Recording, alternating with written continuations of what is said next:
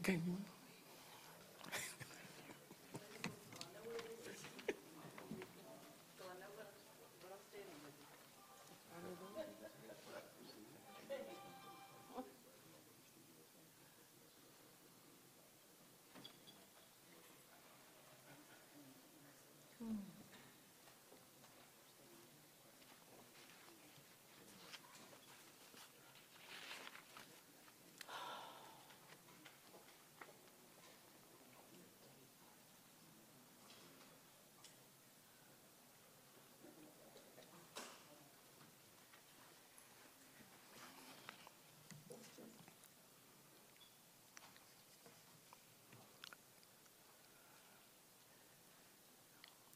Okay, let me say good afternoon to everyone.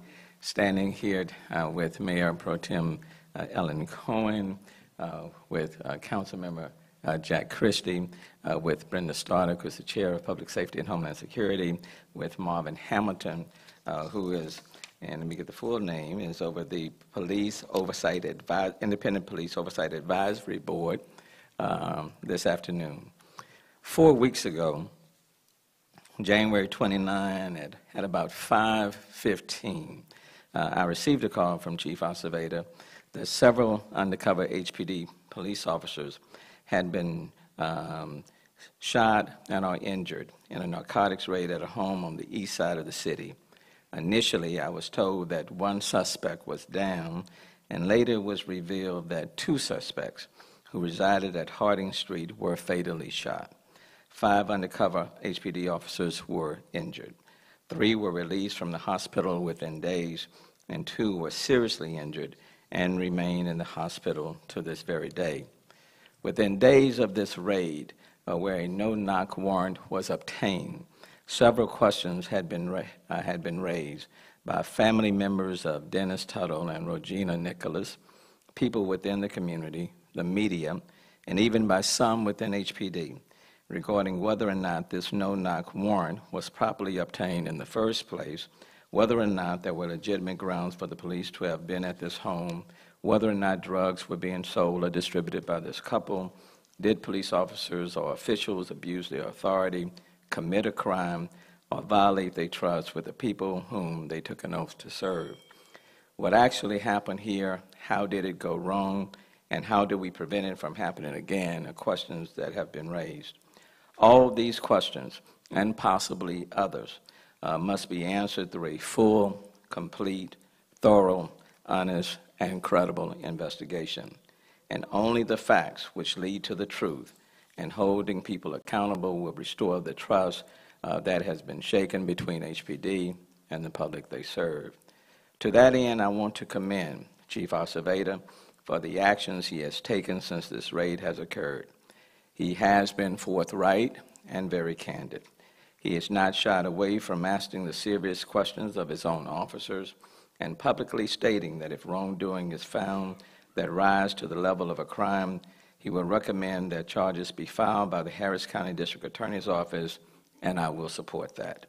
He is reviewing the policies and procedures of his own department surrounding no-knock warrants, and has already taken the position that their use should be substantially restricted and the procedure changed on who should authorize them. I wholeheartedly support that position, starting now. We have discussed the expansion of body cameras by officers during execution of search warrants and forcible entry into locations. I support that. I brought Chief Acevedo to Houston to be a change agent to enhance our standard of policing. His presence, his commitment to our city, to every community, and to the men and women in blue, as the police chief of our city, is invaluable, and I fully support him. But HPD has not and will not conduct this investigation alone. HPD has and will work very closely with the Harris County District Attorney's Office to find out what happened and who, if any, should be held accountable. Harris County District Attorney Kim Ogg is not here today. She has a medical emergency. In addition, from the moment questions regarding the efficacy of this raid arose, HPD and the FBI have been working collaboratively to find out what happened and what possibly went wrong. That level of scrutiny will continue until this investigation is completed. Lastly, I am asking the 21-member Independent Police Oversight Advisory Board, which is composed of civilians under the leadership of Marvin Hamilton, to conduct its own review and weigh in with its findings and recommendations. I want all of these investigations to move along as quickly as possible so that we can begin to restore the trust and heal our city. We have roughly 5,200 police officers in the city, and 99.9% of them do an outstanding job each and every day in protecting the people of our city and those who come here to visit. The reality is we need each other, and I pray that everyone will give us time to work through this investigation, this episode, this crisis together, and our city will come out even stronger on the other side. Now, let me call up Chief Acevedo. Thank you, Mayor. Thank you for your leadership, and thank you for being a leader that despite the season that we're in, that you're leading and you're allowing the police department, trusting your police department, and understanding that your police department, despite this tragedy, didn't just look the other way, and despite this tragedy where we had 4 officers shot and 2 members of the community killed in this, that we have from day one very critically looked at our actions.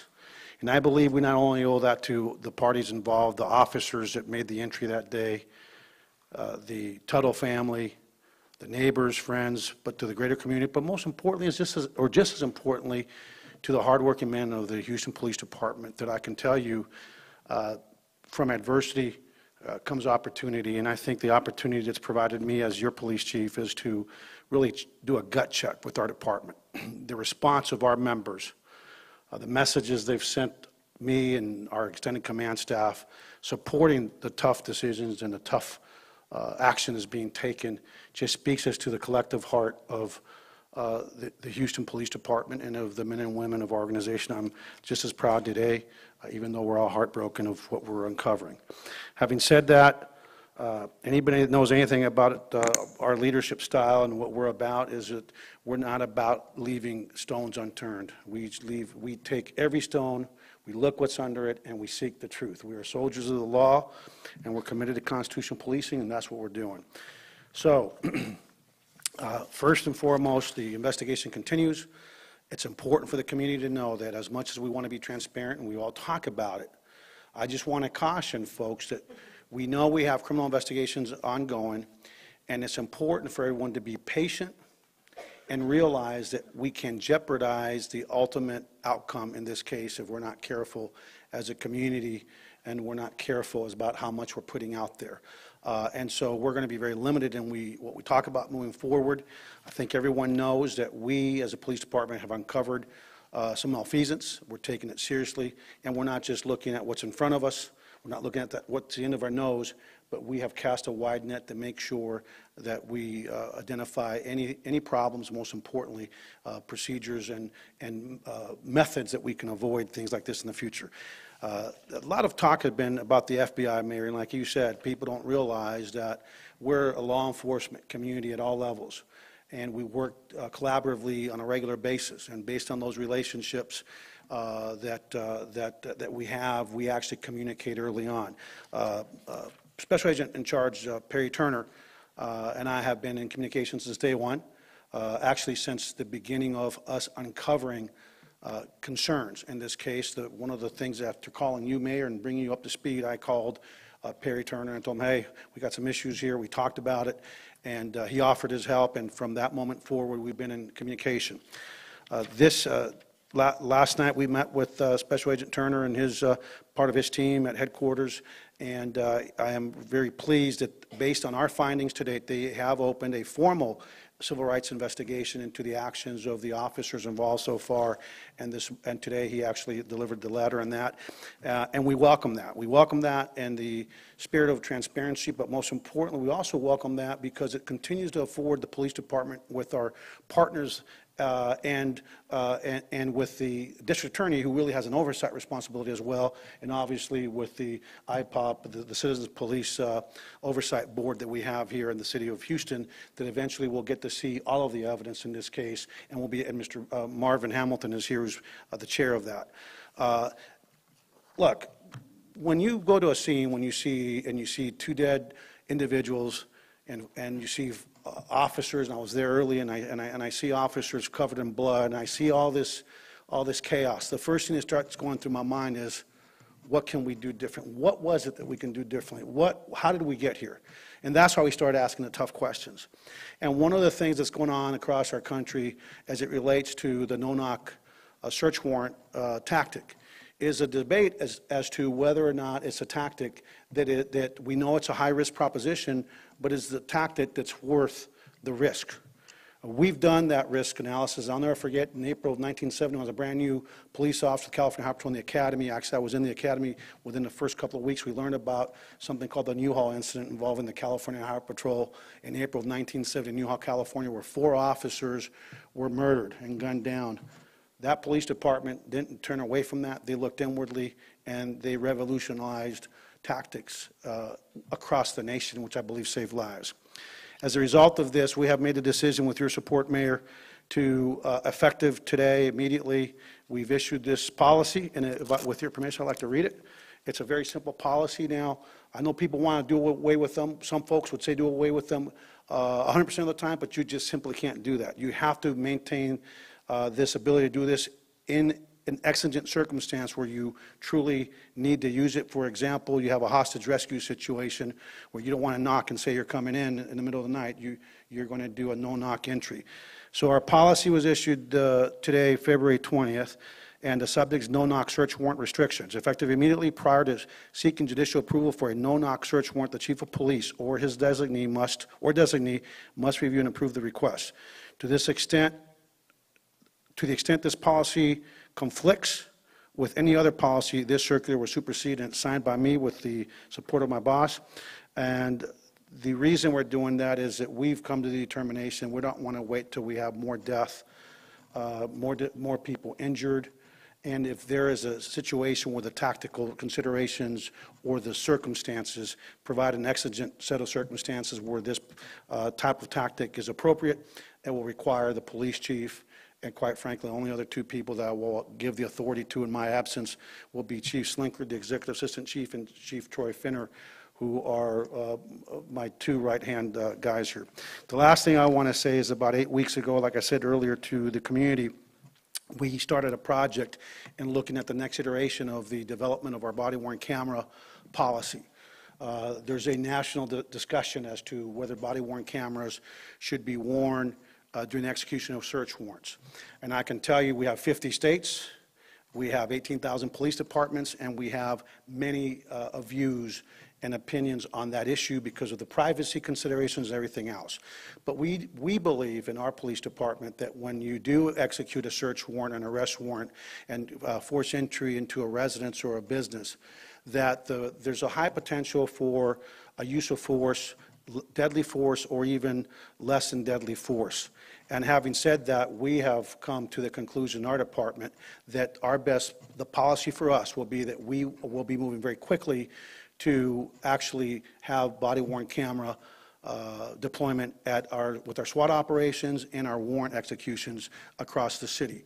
I'm proud to say that I've reached out to Ms. Terry Burke, somebody who I've worked with many years, and you know her from the legislature, the executive director of the ACLU. Because again, there's not a one-size-fits-all across the country.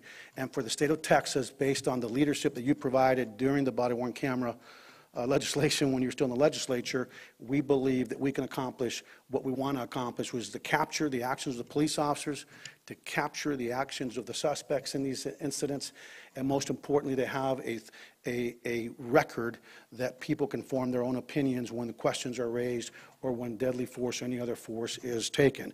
And I'm happy to say that the ACLU, I think they might have already released a statement, completely supports for the state of Texas, based on our state statutes, based on what you enacted, that they support it. So with that, I'm just going to ask the community to thank you for your patience. I want to tell our activist community that actually met with us. We had that town hall that initially was very emotional, as you can imagine, but everybody calmed down. We had a great exchange of information. And then the activists that came to our office yesterday, I want to thank you for once again Houston showing what we're about.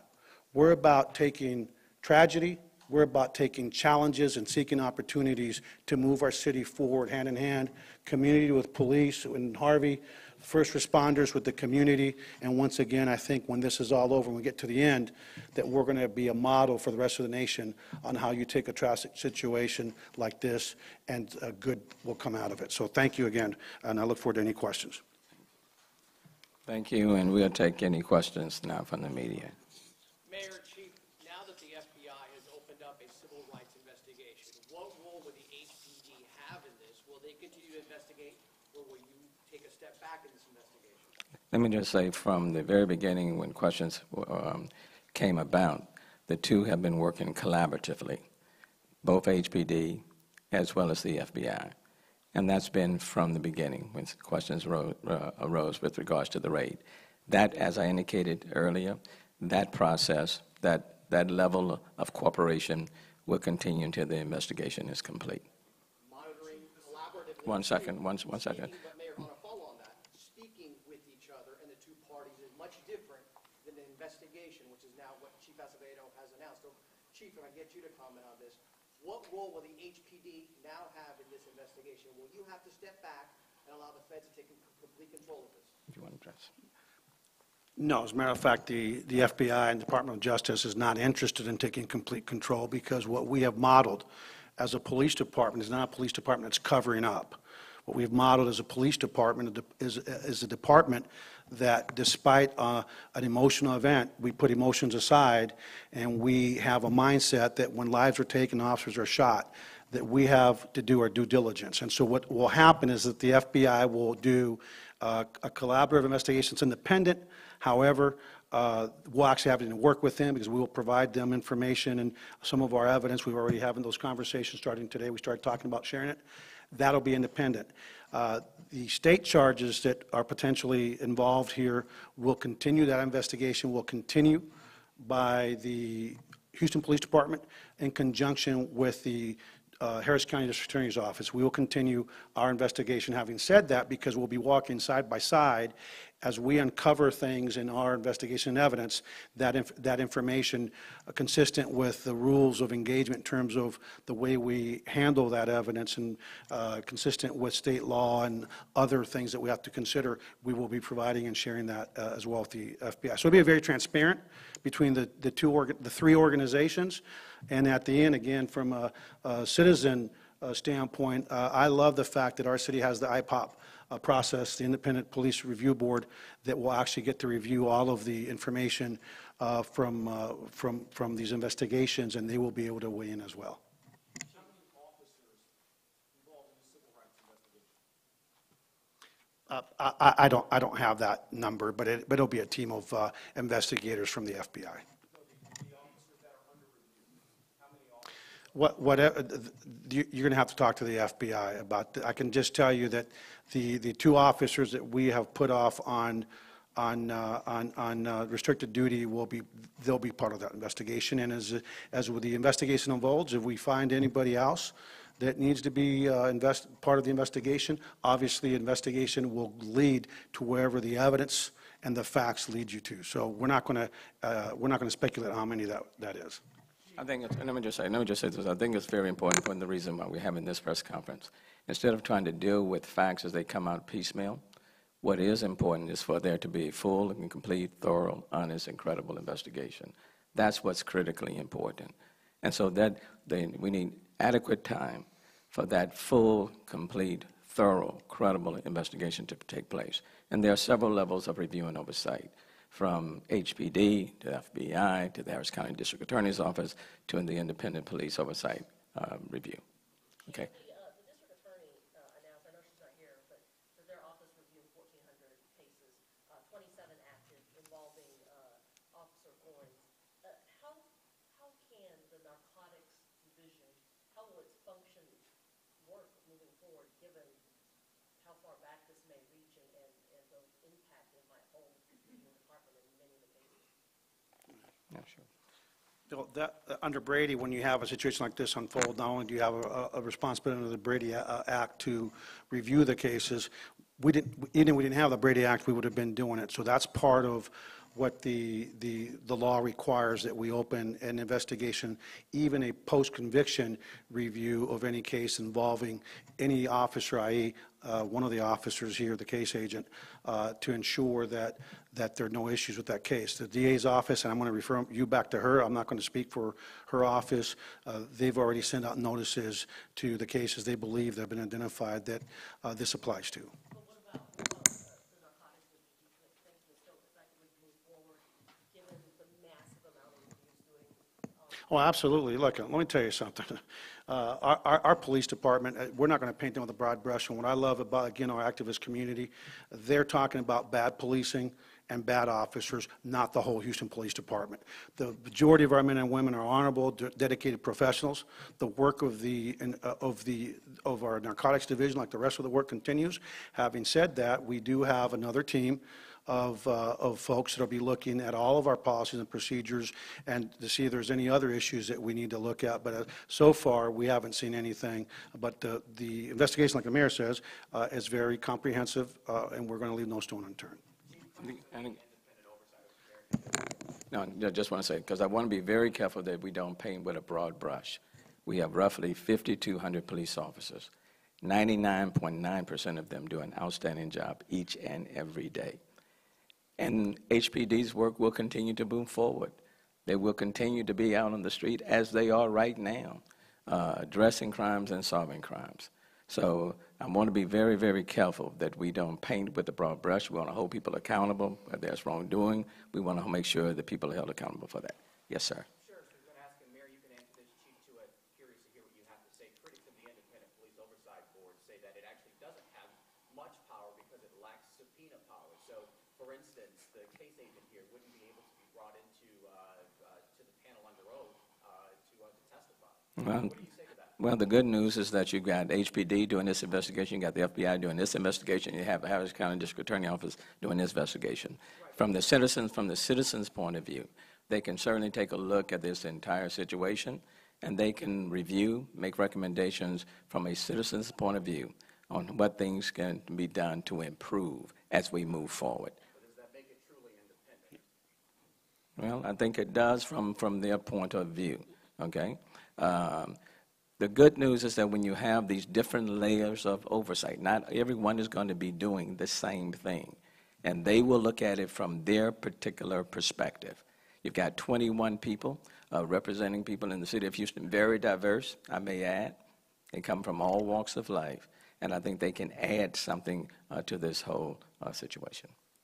Okay? Chief, the attorney for one of the officers relieved of duty said that you are tainting this investigation with information that you talked about with investigators and her client. Can you address that? Well, I can say I've never really mentioned her client by name, and I can't control what the media does, and I can't control what goes out there. I can just tell you that that's her job as a defense attorney, to cast aspersions, and I'm not going to comment further on that. And then if I could add one thing on the independent review panel, what people forget, they don't need subpoena powers. They get to see everything. They get to see the files, they get to bring us in, they get to ask us tough questions, and they can ask us, if we have a question that hasn't been asked, they can ask the police department to actually go back and ask questions that, because it wasn't answered to their satisfaction, and that has in fact happened. So it's important for the people to know that this is not a rubber stamp. These people put a lot of work into it, and if we left a stone unturned, they're not afraid to send me a note saying, Chief, we need these questions answered, and we actually give them everything they need. Marvin, do you want to chime in? I can't say very much about the case itself. I've seen nothing thus far, but I will say that once we get it, we'll be fair, we'll be firm, and we'll let the facts lead us to where it should be. So logistics for folks who may not know about the board, how often does it meet, et cetera? Can you walk us through those logistics? The board is broken up into 4 panels, and there are 4-panel chairs who chair each board, and each one of them gets a different case every week. So we get 2 or 3 cases a week between all 4 panels. When was the last time they made a recommendation to HPD?